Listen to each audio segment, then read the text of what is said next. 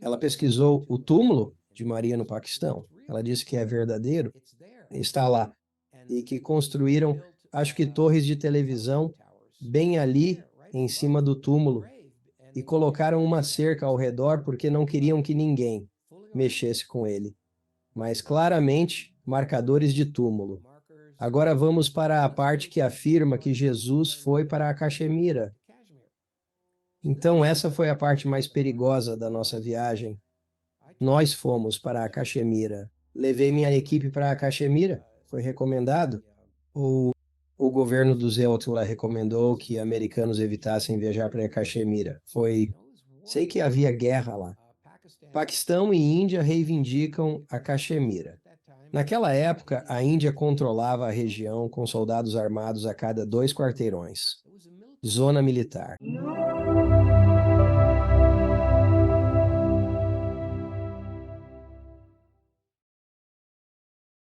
Gostaria de dar as boas-vindas ao programa a Paul J. Davids. Como vai, Paul? Estou bem. Muito obrigado por vir ao programa, meu amigo. Estou super empolgado para conversar com você. Como eu estava dizendo antes de começarmos, eu estava ansioso por essa conversa há algum tempo, porque vamos falar sobre os anos perdidos de Jesus e esse mistério que tem circulado. E você fez um filme sobre esse tema chamado Jesus na Índia. E vamos mergulhar fundo um pouco porque você realmente viajou para vários lugares diferentes pelo mundo e investigou meio que seguiu essa linha. Autor que escreveu outro livro sobre o mesmo tema e viajou pelo mundo tentando desvendar as respostas para isso. Primeiramente, o que te motivou a fazer esse filme em geral? Bem, o autor do livro King of Travelers, Jesus' Lost Years in India é Edward T. Martin. Tinha sido sugerindo-me por alguns anos que fizéssemos um filme baseado neste mistério e em seu livro, e eu demorei para aceitei o convite, embora tenha recusado algumas vezes antes. Como devoto de Yogananda, eu procuro por sinais. Algo lá fora me sugere o que eu devo fazer. E eu acho que foi em 2005, senti que estava recebendo a sugestão de Yogananda, de que era hora de eu ir para a Índia. E o que me passava pela cabeça era que, assim como Babaji o enviara para os Estados Unidos, ele me enviava para a Índia agora. Yogananda estava. Mas como isso iria acontecer? Bem, isso era apenas algo que passou pela minha mente durante uma meditação e eu não sabia se deveria levar isso a sério. Mas comecei a procurar uma desculpa para ir à Índia e à minha universidade. Sou formado pela Princeton e recebi um panfleto deles sobre como estavam organizando. Oportunidade de ir à Índia, visitar reservas de tigres. Pensei, talvez seja a resposta. Então eu dei um sinal. E então, amigos me dissuadiram. Eles disseram que não é assim que você quer ir para a Índia. E aí o Ed Martin me ligou de novo. Ele me perguntou várias vezes em diversas conferências sobre fazer aquele filme. E ele disse, Paulo, quero que você saiba que estou voltando para a Índia. Vou continuar minha pesquisa lá. Eu acho que o que faço e minhas viagens para lá deveriam ser filmadas. Você consideraria mais uma vez montar isso? Eu disse, me dê 24 horas. Então, eu liguei para Anil Ermiel, que é da Índia, que foi editor no meu filme Noite Estrelada e produtor associado desse filme. E eu disse a ele que estava pensando sobre isso e se ele gostaria de ajudar. E ele disse, com certeza. Ele disse, eu te proibiria de fazer esse projeto. Sem mim. E ele tinha tantos contatos na Índia, era muito capaz de organizar tudo. E então, após refletir e perceber que a Yellowhead Productions, minha empresa, tinha fundos para patrocinar a viagem à Índia e iniciar as filmagens, eu disse ao Martin, sim, sim. Decidi mudar de opinião. Que tal produzirmos o filme Jesus na Índia E a partir daí, o próximo passo foi o planejamento. Para onde iríamos na Índia? E acabou sendo 4.000 milhas de diferentes destinos. Meu Deus. É tão engraçado que você mencione Yogananda, pois acredito que foi a primeira vez. Ouvi falar da ideia de que Jesus esteve na Índia e é intrigante. E sabe, eu pensava nisso. Sou um católico em recuperação, como já disse no programa, e para ouvir, sempre me perguntei isso. Quando criança era assim, 12 anos, até os 30 praticamente. É um silêncio mortal, não tem nada lá. Existe Qual é a frase? uma frase na Bíblia que cobre aqueles 18 anos. Se eu puder citar corretamente, acho que era. E Jesus crescia em sabedoria e graça diante de Deus e dos homens. Isso cobriu 18 anos.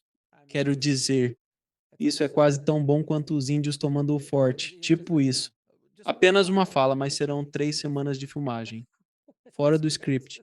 Então, isso abrangeu muita coisa.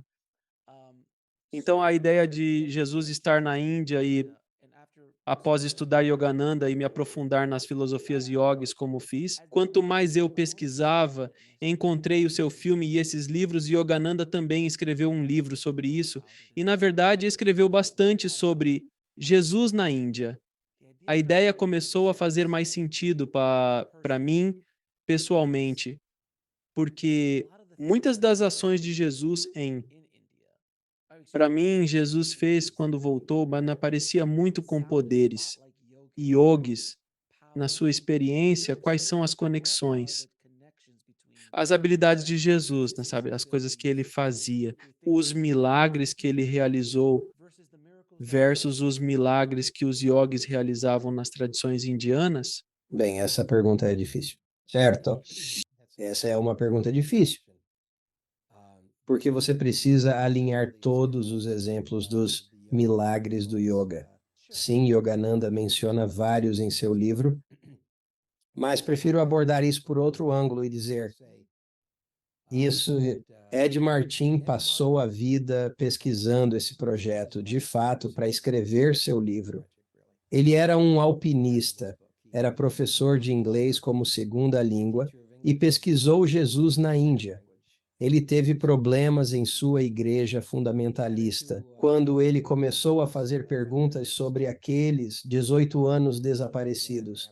E lhe disseram: Ed Martin, você deveria se preocupar com a sua própria salvação, não com o que Jesus estava fazendo. Se Deus quisesse que você soubesse disso, estaria na Bíblia, e isso não foi suficiente para ele, para mim, o ponto de partida nisso. Ed destacou: olha, a Bíblia acompanha Jesus até ele ter 12 anos, falando com os sábios rabinos no templo e os surpreendendo com seu conhecimento. Então, o que teria acontecido em seguida? No ano seguinte, ele teria feito o Bar Mitzvah, pois era judeu, e teria completado 13 anos. E você sabe, o jovem judeu se tornava homem com o Bar Mitzvah e se casava sempre arranjando um par. Ele não teria conseguido permanecer solteiro se tivesse ficado. E então veio a questão sobre a rota da seda entre Índia e Judéia.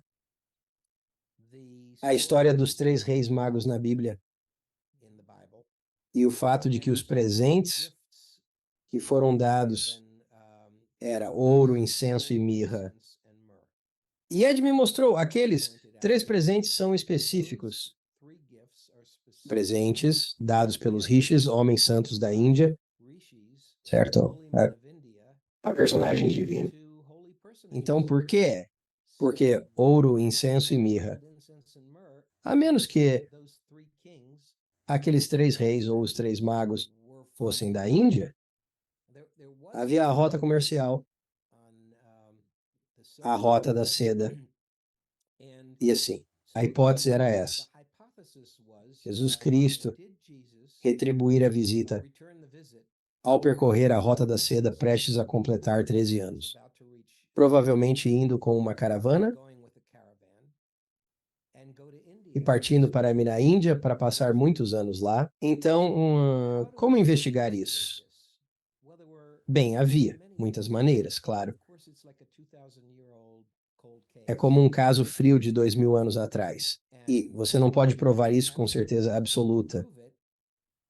Então você segue o ditado de que onde há fumaça há fogo, procura pela fumaça. Onde está? Bem, um deles é que há o templo de Jagannath em Puri, acredito que seja na Índia. Tem cerca de 2.500 anos e bem perto. Algumas coisas por perto, Yogananda, né? Passou anos no ashram do seu guru, Sri Teswar, mas também nas proximidades está o Shankaracharya. Esse título é meio que o equivalente ao Papa no catolicismo, o Shankaracharya. Na verdade, acho que existem 4 Shankaracharyas no hinduísmo. E eu acho que o principal, você diria que eles estão perto do templo de Jagannath. E queríamos fazer uma entrevista com ele. E é aqui que, se quiser interromper para perguntas, fique à vontade. Não, por favor, continue. Estou aqui como se estivesse ao redor de uma lareira. Por favor, conte-me. Bem, me disseram pelo Anil, que se tornou um colega produtor comigo em Jesus na Índia, que não havia nenhuma chance de eu conseguir uma entrevista com Shankaracharya. Esqueça, ele disse, é muito, muito improvável que Shankaracharya até concorde em te ver e tirar uma foto com você. Ele disse, talvez, eu poderia, sendo, sabe, nativo da Índia, mas nós fomos até a sede do Shankaracharya e eu consegui ver um deles. Não sei se devo chamá-lo de ajudante, assistente ou tenente. E eu mencionei a ele que deveria ser considerado um hindu honorário por ser devoto de Yogananda. Não me viam apenas como um americano branco dos Estados Unidos. Ao falar sobre Yogananda, ele disse que era outra história. Vou checar com o Shankaracharya. Antes que eu percebesse, fui levado para uma sala onde ele estava, com minha equipe de filmagem, e me sentei para terem uma entrevista que foi em hindi.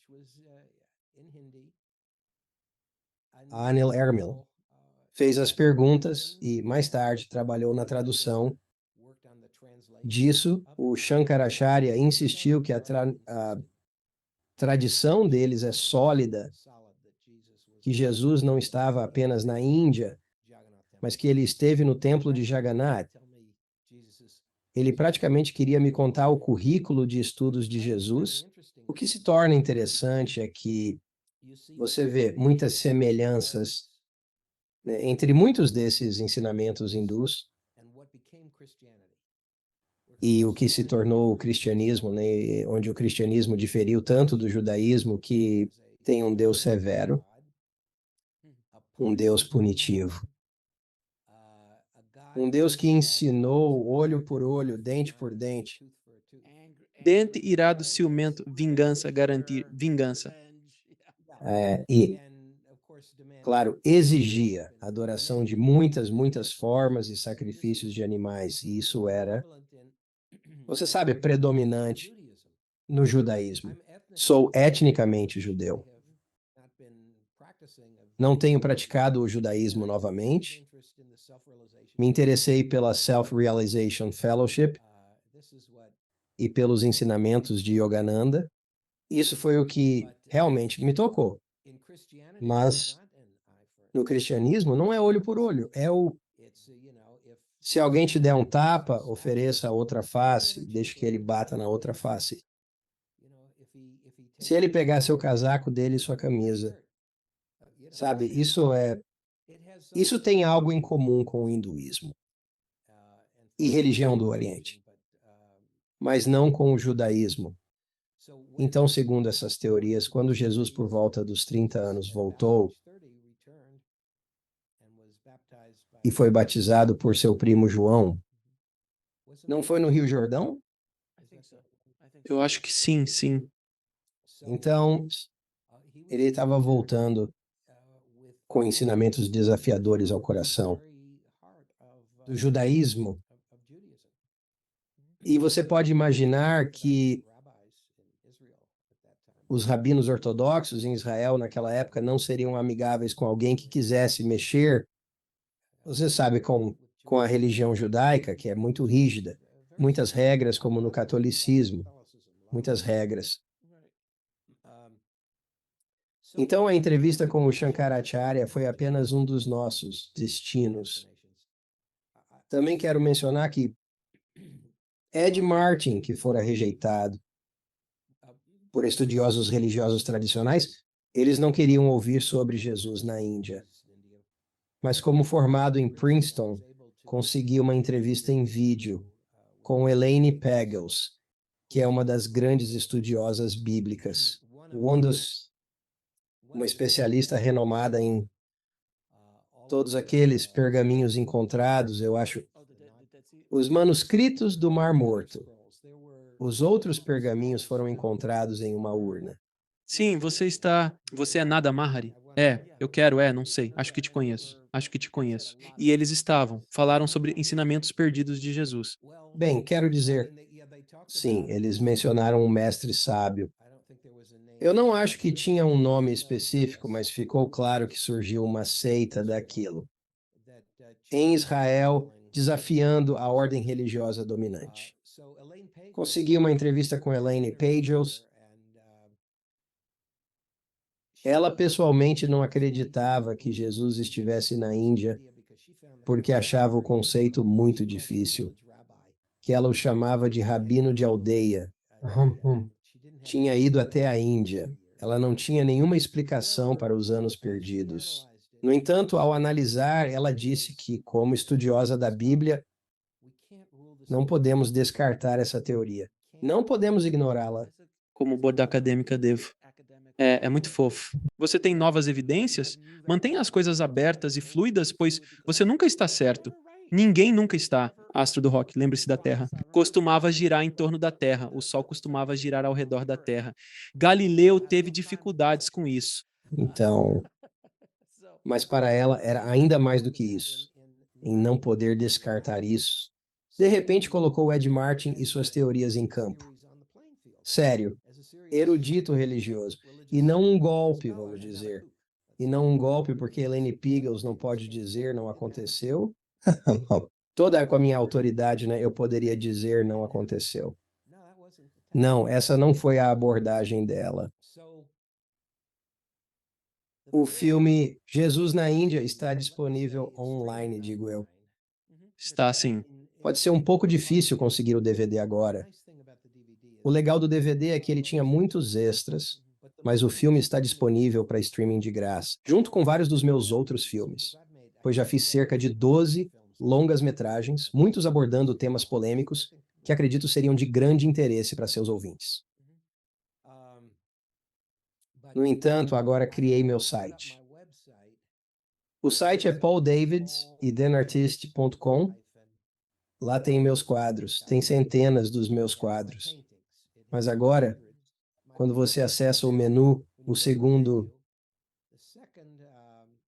a categoria é Filmes Online. E tem o pôster de, acho que 12 das minhas séries de televisão.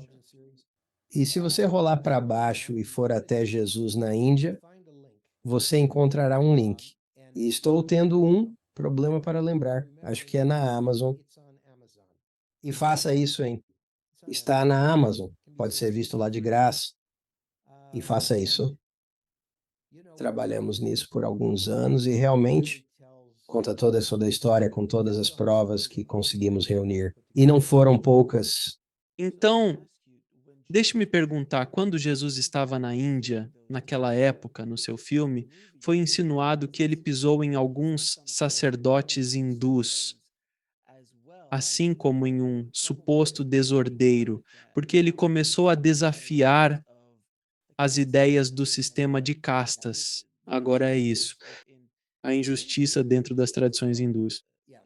Nossa pesquisa sugeriu que ele talvez precise fugir. Onde ele estava. Esse menino Jesus bem encrenqueiro, sim. Sim. E então, a história é que ele foi ao local de nascimento de Buda. Eu não sei, talvez sim, talvez não. Não tenho certeza. Foi muito interessante sobre o pergaminho desaparecido. Lá em Ladakh, a uns 4.267 metros de altitude no Himalaia, sei lá. Lá tem um mosteiro budista. Mosteiro em Ems. E acho que, voltando quase 100 anos atrás, podemos dizer que foi relatado por muitos viajantes, né, que eles tinham ah, um documento antigo que abordava as viagens de Jesus à Índia. E cerca de 4 ou 5 exploradores famosos testemunharam isso em Ems ao longo das décadas. E a tradução foi feita. Você pode encontrar o documento e ele começa após a crucificação. Eu entendi direito. Bem, sei que é um flashback pós-crucificação que mostra suas viagens quando jovem na Índia. E toda a história ela está traçada lá sobre as rotas comerciais e com quem ele se encontrou e como o cristianismo evoluiu após suas viagens e exposição ao hinduísmo e budismo. Nós, claro, queríamos muito ver esse manuscrito confirmar que ele realmente existia. Uma das pessoas. Veja, é aqui que eu não tenho todos os nomes na ponta da língua. Tudo bem. Havia o explorador russo, Nicholas, sei lá o quê. Esqueci o sobrenome dele, mas Eu acho que ele foi o primeiro. Ele estava lá em cima e quebrou a perna lá. E teve que passar semanas se recuperando lá. Ele viu o documento. E depois tinha o grande pintor russo. Mais uma vez o nome é Nicholas. Peço desculpas aos ouvintes. Está na ponta da língua. Mas ele afirmou ter visto o documento também e confirmou que estava lá. E algumas outras pessoas notáveis também o fizeram. Bem, quando fomos lá, nos mostraram a área onde o documento estaria, se estivesse lá, sem eles confirmarem que estava lá. Eu disse: estes são nossos documentos antigos, trancados aqui. Estão trancados. Você não pode ver nenhum. Eu olhei para os armários, prateleiras e as portas de vidro e não tinham fechaduras nessas portas. O que tinha era um pedaço de lã, apenas amarrado, fechado. Qualquer um poderia ter cortado com uma tesoura.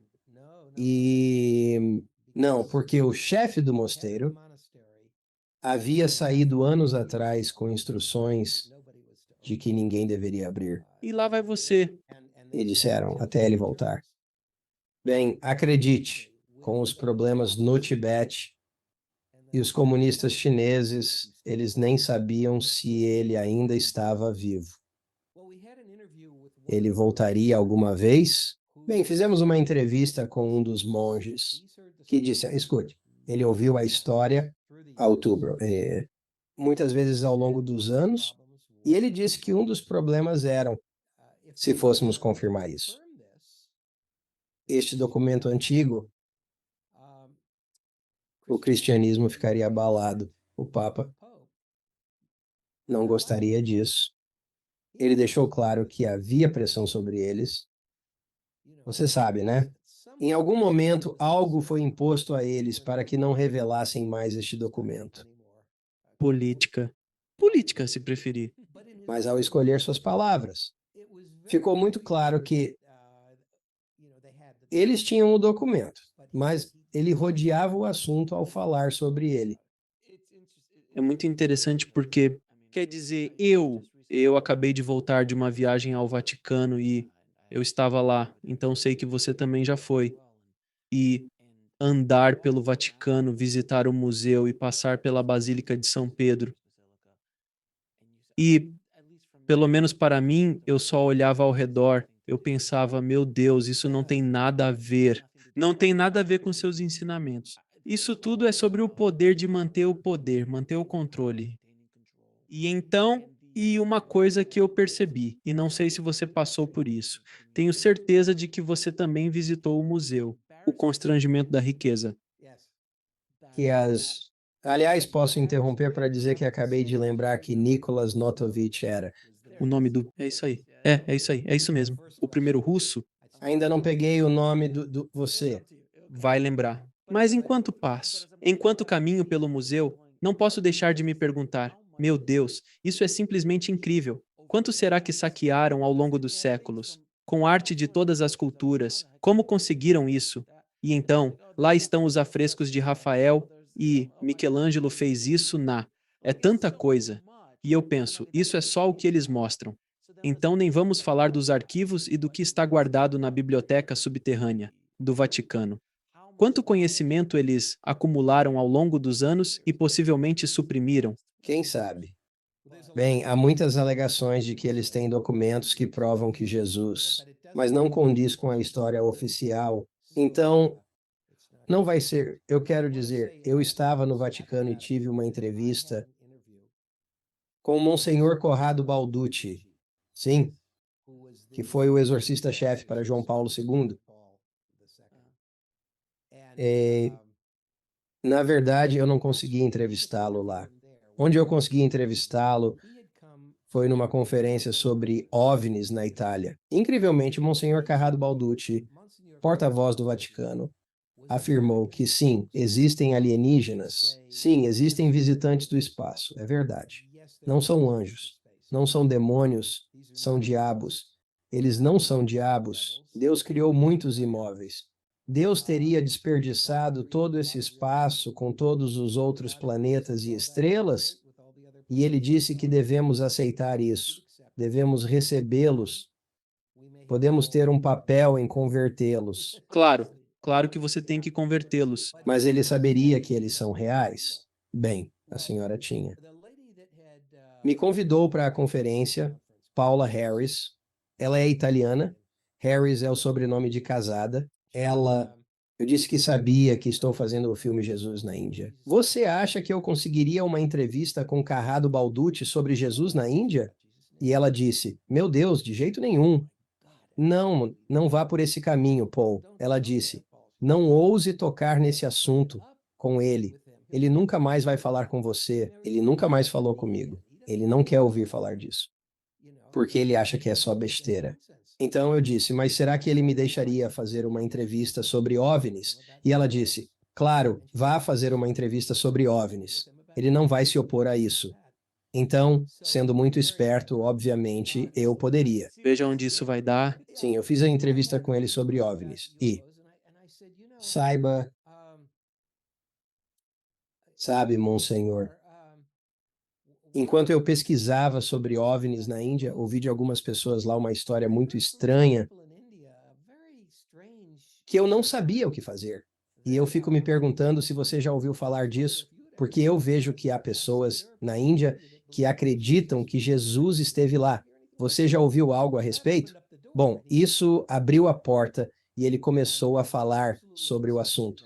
E ele insistiu veementemente que isso nunca aconteceu. Ele disse que toda a história de Jesus está contida em Mateus, Marcos, Lucas e João, é claro, e Atos. Quando eu perguntei a ele, mas e sobre os 18 anos que estão faltando? Que 18 anos faltando? Nunca ouvi falar disso. Eu nunca ouvi falar disso. Não, a história está lá. E então eu tinha um tradutor lá que perguntou de novo: Mas, Monsenhor, não, pula na Bíblia dos 12 anos para. E ele simplesmente desviou e disse: Não, isso eu nunca ouvi falar. Não. E então ele disse: Essa história de Jesus na Índia. Ele disse: É falsa, falsa, falsa. Sim? Você diz isso em italiano? E quando eu montei o filme, eu tive a entrevista com o Shankaracharya que disse: É verdade absoluta. Nós sabemos que é verdade. Sim, ele é bem ignorante nisso. E então temos alternando entre meses e anos dizendo falso, falso, falso. Então você percebe a divergência dos pontos de vista. Mas eu quero dizer que quando eu voltei da Índia, eu estava bastante convencido de todas as coisas com as quais nos deparamos e que encontramos.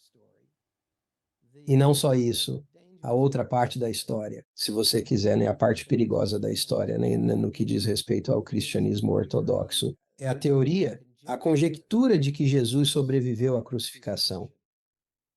Isso não foi o fim de sua vida física no corpo humano?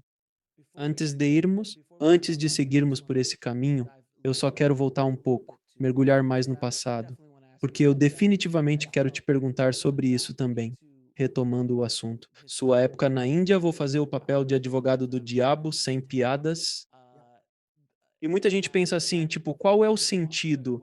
Por que que esse garoto judeu de 13 anos decidiu entrar numa caravana e ir como turista ou algo do tipo para a Índia? Então, qual é o propósito disso? Eu meio que sei a resposta porque estudei Yogananda, mas o que Yogananda disse sobre isso nas suas viagens? O que que ele comentou a respeito? Não tenho certeza. Lembre-se do que eu. Sei que Yogananda enfatizou a visita de retorno dos três reis magos. E eu não sei se a alegação era de que eles voltaram e então ele foi com eles. Eu não entendi. Quer dizer, se você olhar, Mas eu acho que estavam se preparando para casá-lo. ele tá tipo, consegui. Ele deixou pra lá, ele não queria aquilo. Então, porque é.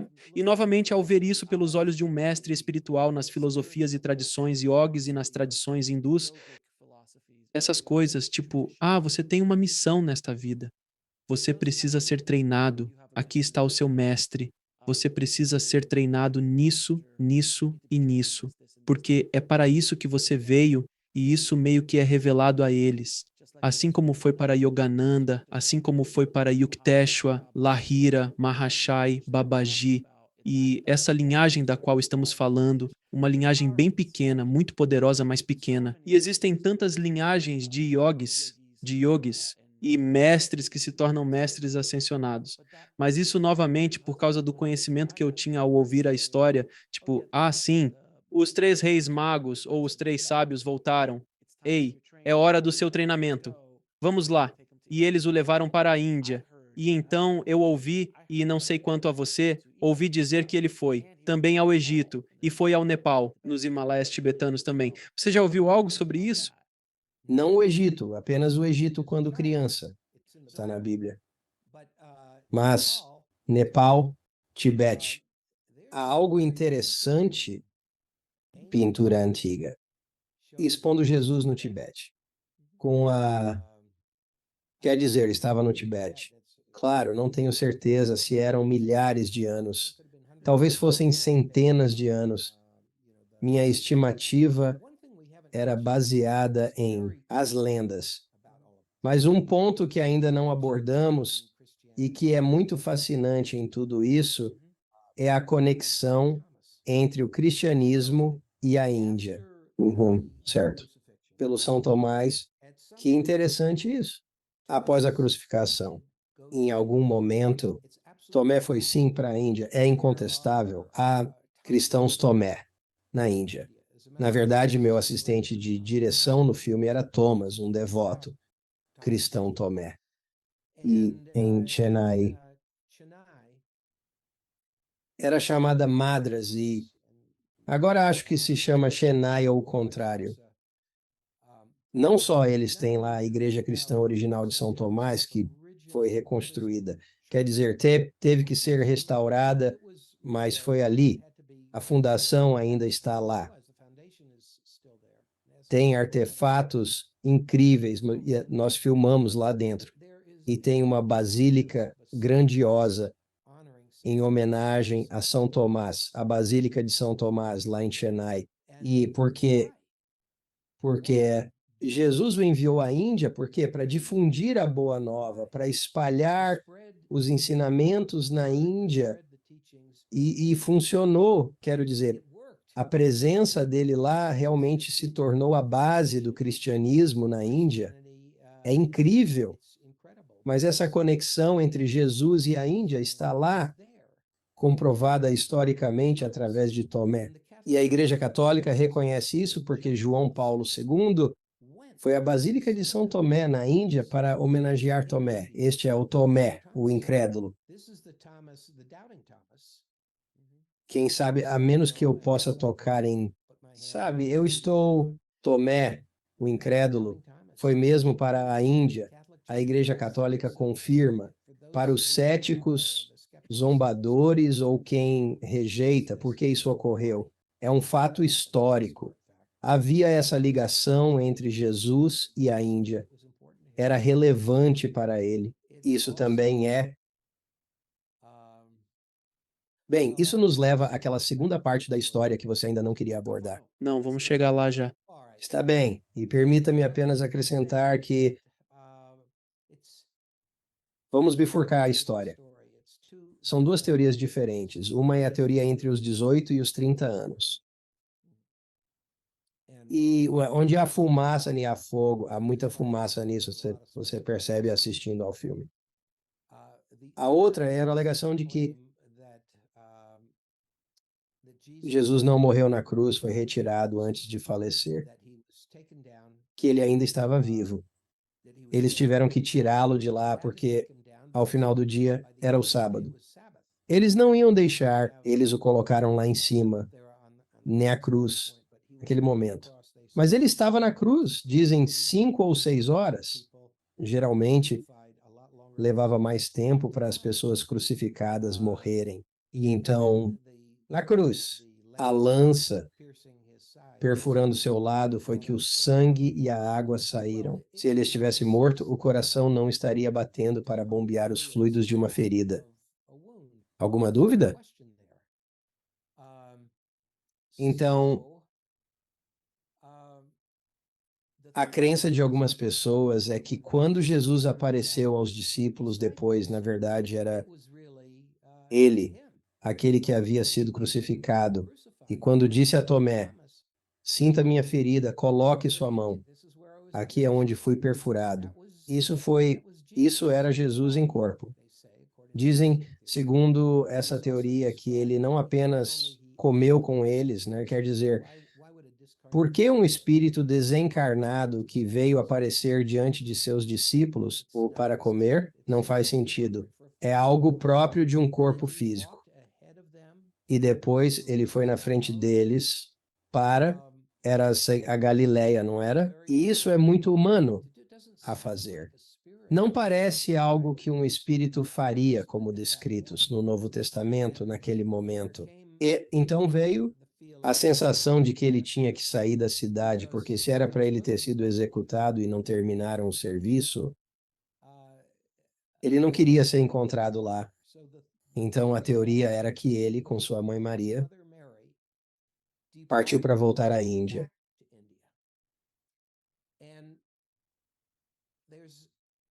Há uma reviravolta surpreendente que se tornou a base para o motivo pelo qual o autor Ed Martin passou tantos anos investigando isso.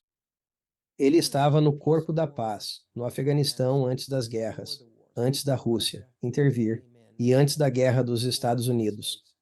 Antes disso, ele era um trabalhador do Corpo da Paz no Afeganistão. E ele disse um dia,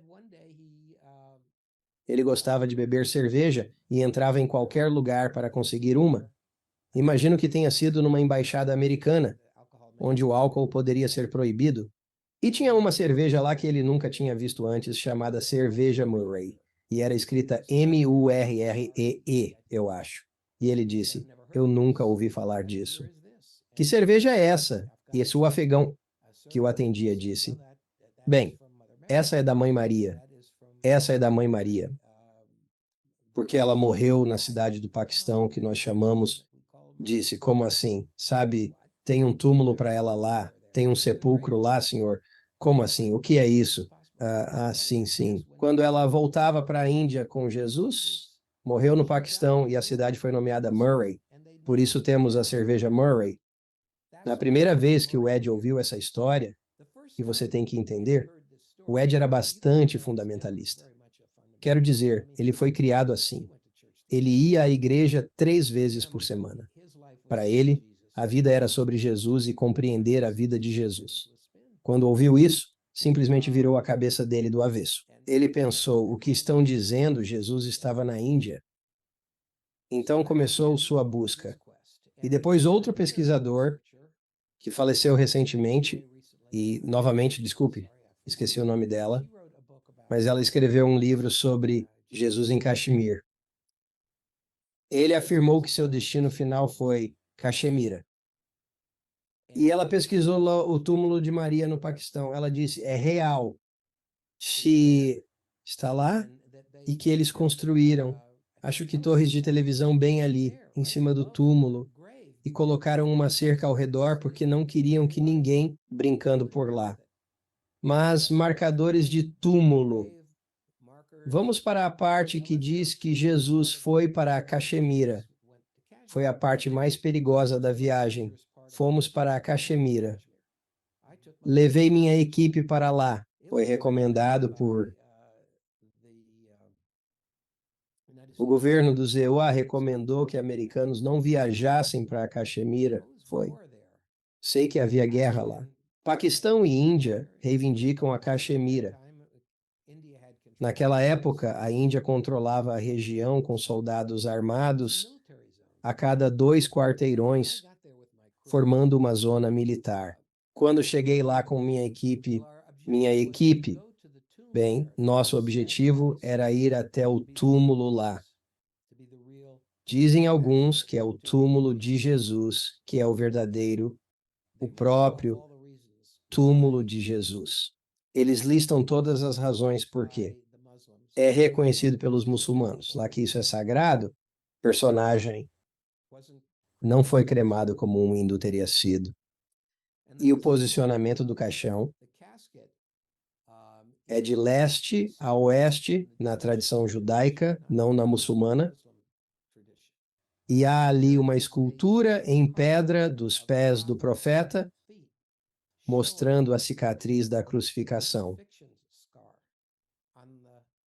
no pé. Então você começa a juntar tudo isso?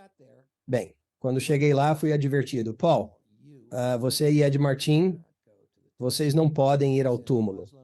Está em um distrito muçulmano, eles podem matar vocês. Então, meu amigo e coprodutor Anil, ele guiou os hindus da minha equipe até o túmulo. E era proibido filmar no túmulo naquele momento, porque os muçulmanos estavam muito irritados. Dizem que é um profeta do Egito, certo? Que foi perseguido em sua terra natal e veio para cá e é onde foi tratado. Bem, sabe, eles não são amigos do judaísmo. Eles não diriam que é um profeta de Israel. Ele viveu seus primeiros anos no Egito, então dizem que ele é um profeta do Egito. Mas eles não gostaram da especulação sobre isso, porque no Islã há uma tradição, eu acho, de Jesus ter ascendido aos céus. E é blasfêmia em afirmar isso. Bom, minha equipe entrou escondida na estrutura que abriga o túmulo e filmou lá. Eles não conseguiram filmar muito, não conseguiram tanto quanto eu gostaria, mas conseguiram algumas imagens. E enquanto estavam saindo de lá, uma multidão de muçulmanos se reuniu, um policial se aproximou. Ah, que bom. Eles se preparavam para prendê-los. E aí, isso tudo foi filmado porque eles continuaram gravando. E havia muçulmanos lá gritando: o que você fez? Isso é blasfêmia. E a polícia, havia um policial ali se preparando para prender a Neil. Mas o Neil disse que gostaria de conversar um pouco sobre isso contigo. Ele disse, sabe, eu sou fã. Sou da Índia, de Goa, acho. E o policial, ele disse, ele diz, tenho-se um sobrinho que jogará futebol em Goa neste fim de semana. Neil responde, tenho um parente que joga lá também, talvez se enfrentem. Iniciaram uma conversa amigável sobre futebol e o policial disse, pode ir, pode ir. E foi assim que acabou a prisão. Sorte, não? Isso é incrível. Então você vê, Alex, antes de terminarmos, já estamos quase 1 hora e sei que podemos ultrapassar um pouco, mas quero que seus ouvintes saibam sobre meus outros filmes também. Com certeza. E com certeza quero chegar nisso. Então eu só tenho mais uma pergunta em relação a Jesus. Da sua pesquisa sobre a história completa de Jesus e quais são suas ideias ou o que pensa sobre o concílio de Nicéia. Nicéia e a remoção de certos livros e basicamente estruturando a narrativa da história de Jesus. Pelo que eu entendo, foi o imperador romano Constantino que fez isso. Sim, porque os cristãos estavam ficando fora de controle e precisávamos dominar a situação. Então vamos dizer: ei, agora eu também sou cristão, e aqui está o livro. E meio que, se não pode vencê-los, junte-se a eles, mas controle. Qual é o seu entendimento com base em sua pesquisa sobre o que ocorreu no concílio de. Bem, foi isso mesmo que aconteceu. Você descreveu muito bem. Eles se livraram dos livros que existiam na Bíblia daquela época que não se encaixavam na história. A reencarnação estava em alguns desses livros, eu acho. Uhum. Eu acho que incluía o Evangelho de Tomé, no qual Lane Peagles de Princeton é especialista. E foi naquela época, eu acho, que eles decidiram quais seriam os livros sagrados da Bíblia e o que seria excluído. E foi uma decisão política chocante. Parece que sim. Tenho certeza de que muitos fiéis sentem que, embora não tenha sido uma decisão política, foi inspirada por Deus. Ele foi instruído. Não podemos afirmar que não sabemos. Há tanto desconhecido e nunca será uma história resolvida. O que torna isso tão interessante é um mistério com tantas evidências contrárias às crenças tradicionais do cristianismo e de forma alguma diminui da importância global do cristianismo. Mudou o mundo como o conhecemos. Veja quantos bilhões de cristãos existem hoje e quantas pessoas acreditam encontrar salvação por meio disso. Quantos milagres são relatados? E acredite, sou um crente nos milagres e em muitos desses relatos. Um dos meus filmes, antes de nos despedirmos, destaca Nossa Senhora de Guadalupe. Uhum. O hispano-americano emblema, se preferir, de Nossa Senhora, baseada em um milagre ocorrido em 1531, com um encontro entre um camponês e uma santa mãe que estampou sua imagem em seu tecido de cacto, que deveria ter desbotado e se dissolvido e se tornado decrépito em 50 anos. E aqui está, cerca de 500 anos depois. E a imagem da Senhora Santa ainda está naquele tecido que nunca se deteriorou. Nunca se deteriorou. Ainda está exposta na cidade do México, na Basílica de Nossa Senhora de Guadalupe. E nós filmamos lá com o filme. Antes de nos despedirmos, mas quero mencionar o que realmente eu acho que se tornou. Bem, minha principal obra. Eu fiz muito trabalho sobre OVNIs. Fui produtor executivo do filme Roswell do Showtime, com estrelas como Kyle MacLachlan, Martin Sheen, Dwight Yoakam. Isso foi em 1994. Recentemente, em abril, um filme do qual fui produtor executivo chamado Verdade Acidental, Revelações de OVNIs foi lançado, e isso realmente atualiza a história dos OVNIs. Muitas das pessoas que estiveram nas últimas audiências do Congresso estão no filme, incluindo o deputado Tim Burchett. Estou muito orgulhoso dele, é imperdível. Além do interesse em OVNIs e efeitos especiais, meu filme, Os Meninos da Ficção Científica. Fiz 3 filmes que têm o título Projeto Vida Após a Morte. O Projeto Vida Após a Morte. 1. O Projeto Vida Após a Morte, 2 Encontros Pessoais. O Projeto Vida Após a Morte. 3 Encontros de Sessão Espírita. Se visitar meu site novamente, vou repetir, pauldavids.com, e você vá ao menu e clique em filmes para streaming. Você terá acesso a todos os meus filmes, incluindo estes 3, sobre a vida pós-morte.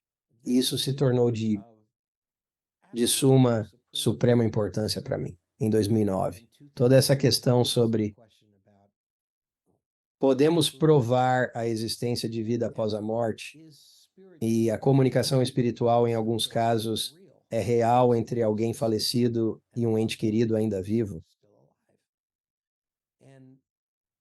Coisas estranhas, muito estranhas começaram a acontecer na minha vida.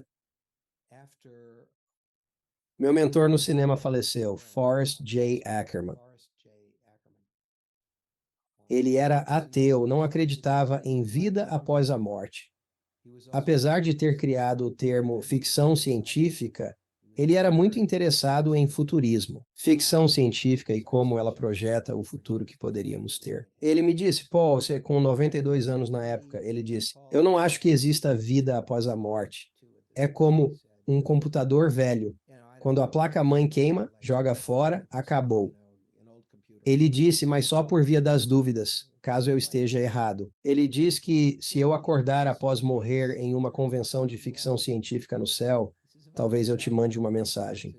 Se pudesse, te enviaria uma mensagem. Então agora eu tentaria. Ele disse, não conte com isso, pelo amor de Deus, pelo amor de Deus. Não, ele não diria isso. Ele também não acreditava em Deus. Naquela época, ele não acreditava. Eu acho que ele mudou de ideia agora que ele se foi, mas o que aconteceu foi, veja, ele era um editor, um editor. Então, o que significa mandar um recado para alguém? No meu caso, aconteceu com um texto, com um documento que eu imprimi do computador. Saí. A tinta estava secando há algumas horas. Eu sabia que a tinta estava seca. Eu estava sozinho em casa. Quando voltei, peguei o documento. Era normal e comum. Saí do cômodo por 5 minutos. E quando voltei, o documento havia sido estrategicamente alterado fisicamente. 4 palavras agora estavam cobertas por tinta fresca ou algo assim, ainda úmida. O que aconteceu? Não havia umidade ao sair do quarto. Feito com tanta precisão, era claro que as palavras foram escolhidas. Eu estava sozinho em casa. O que você tira disso? Eu sinto um fantasma. Eu estava assustado, realmente assustado, no começo, pois não estava raciocinando. Você sabe sobre o Forry. Forrest J. Ackerman, nós o chamávamos de 40, e que essa poderia ser a linha.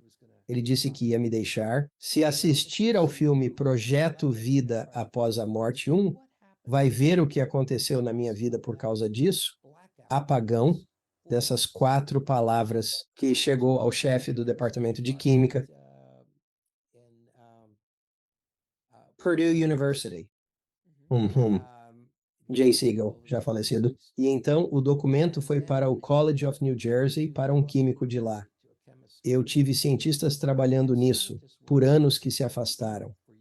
Não apenas coisas estranhas relacionadas ao Fari começaram a acontecer em suas vidas, só de investigar isso, mas eles estão registrados dizendo que a ciência não pode explicar isso, e você verá isso no projeto Vida Após a Morte 1, também envolve o fabuloso cientista Dr. Gary Schwartz, da Universidade do Arizona, em Tucson, autor de vários livros. Ele estuda médiums há cerca de 15 anos, separando os aspirantes daqueles que realmente têm um dom. E filmamos alguns desses que têm o dom no projeto Vida Após a Morte 1. E vocês verão. É incrível o que eles trazem do outro lado do mundo. Forrest J. Ackerman, que morreu aos 92 anos. Fui amigo dele por grande parte da minha vida. Conheci-o aos 13 anos, venci um concurso em sua revista, como jovem cineasta, ao chegar em Hollywood para estudar no American Film Institute. Passei muito tempo com Fari, cuja casa era um museu. Então estou dizendo aos ouvintes, vocês podem ver de graça. É essencial se querem ver uma coleção extraordinária de provas de personalidade. A vida sobrevive ao fim do corpo, que onde quer que esteja, em qualquer forma que assuma, pode se comunicar conosco. É real. durante a maior parte da minha vida, nunca imaginei, mas aconteceu comigo. Então, tem o projeto Vida Após a Morte, 2 encontros pessoais, em que conversei com cerca de 20 pessoas de diversos âmbitos da vida. Você sabe, bibliotecários, arqueólogos, enfermeiros e médicos. Pessoas que confirmam que eles tiveram contato de amigos e entes queridos falecidos. É real até você ver o número 2. Esta incrível riqueza de evidências. Número 3, o projeto Vida Após a Morte. 3, encontros em sessões espíritas. Os outros na Amazon, este no Tubi e encontros em sessões espíritas. Recebemos permissão para filmar sessões espíritas e realizar pesquisas paranormais na casa do falecido Forrest J. Ackerman, a casa que ele possuía. Estivemos lá com uma equipe de cientistas por 4 dias e 3 noites e tudo foi filmado ao vivo. É isso que você verá no número 3. Então, eu incentivo vocês que estão assistindo a explorarem isso. Quero mencionar apenas mais um ou dois dos projetos. Tenho um projeto que foi feito totalmente por diversão. Talvez uma mistura de Monty Python com Weird Al, mas se chama Professor Hack Hard Drive Hacks the Universe. Está no Tubi. Se você visitar meu site, pode encontrar um link para ele no canal Tubi. E isso é eu me divertindo, onde meu pai era professor na Universidade de Georgetown. Eu criei o personagem de um professor engraçado que eu chamei de Professor Hack Hard Drive, quem fala em versos sobre todo tipo de coisa polêmica do louco mundo moderno em que vivemos hoje. Então, tatuagens é um dos temas. WikiLeaks, segurança aeroportuária, casamento e divórcio. Sim. Vale a pena assistir quando tiver tempo. São 19 esquetes separados, com cerca de 4 ou 5 minutos cada, especialmente o sobre tatuagens e o sobre o Big Bang, que estão no início do filme. Chama-se Professor Hack Hard Drive Hackeia o Universo. Eu agradeço isso. Eu agradeço mesmo. Vou adicionar um link nas notas do programa para que as pessoas possam conferir seus outros trabalhos. Agora farei algumas perguntas padrão a todos os convidados. Qual é a sua definição de viver uma vida plena? Bem, eu acho que vivi uma vida plena, porque eu me senti motivado para criar projetos que abririam a mente das pessoas para coisas que elas podem ter rejeitado ou nunca considerado, mas que eu acredito terem valor e serem provavelmente reais.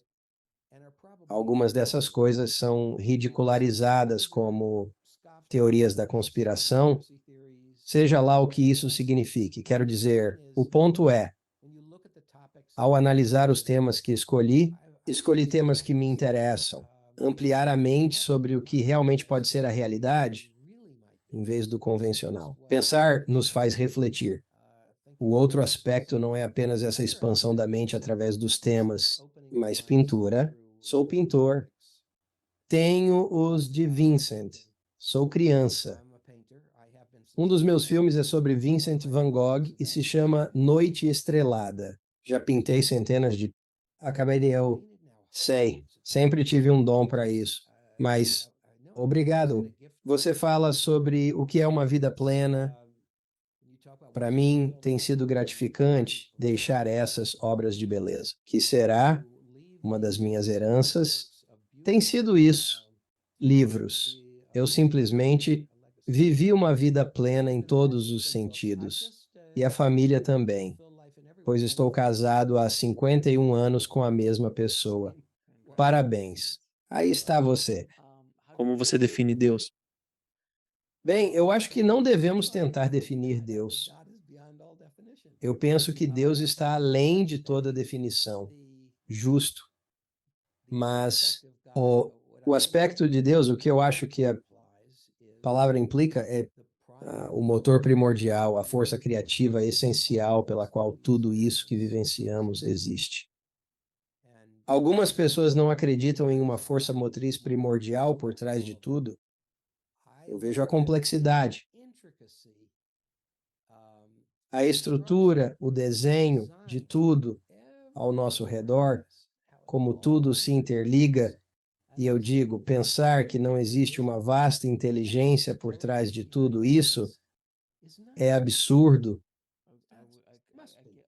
Concordo plenamente. Qual é, afinal, o propósito final da vida? Eu acho que nenhum de nós sabe a resposta para essa pergunta. O propósito final, eu acho, eu acho que existem várias maneiras diferentes de se viver a vida. Há certas maneiras que são mais construtivas para ajudar a família humana e há maneiras que são realmente destrutivas.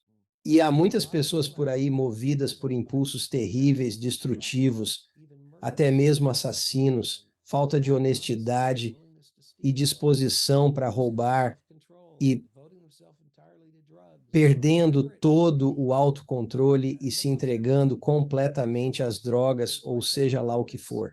Eles se perderam. Quando perguntamos, a vida tem um propósito? Se tem um propósito, não é nada disso. Sabe? É demais. É para viver a vida em uma forma de apreciar plenamente o extraordinário mistério da criação. É isso para mim. E última pergunta, você acha que qualquer parte, em algum momento no futuro, as pessoas aceitarão a ideia de Jesus na Índia? Será que a opinião predominante considerará daqui a 100, 200, 500 anos? Bem, eu detesto ser pessimista, mas o fato é que, como não podemos provar Jesus na Índia sem documentos com milhares de anos para examinar, já estamos tendo dificuldades para provar a autenticidade do Santo Sudário, certo? Há muitas coisas sobre o Santo Sudário que nos fazem pensar que deve ser o manto funerário de Jesus. E então apresentam uma teoria, datação por carbono, que a contradiz. Bem, há pessoas que estão questionando toda a natureza de como a datação por carbono foi realizada e ainda insistem que não há consenso. Eu não acho que haverá consenso sobre se Jesus esteve na Índia, assim como não haverá consenso ao longo de toda a humanidade se Jesus foi o Messias. Mas algumas pessoas vão aceitar isso.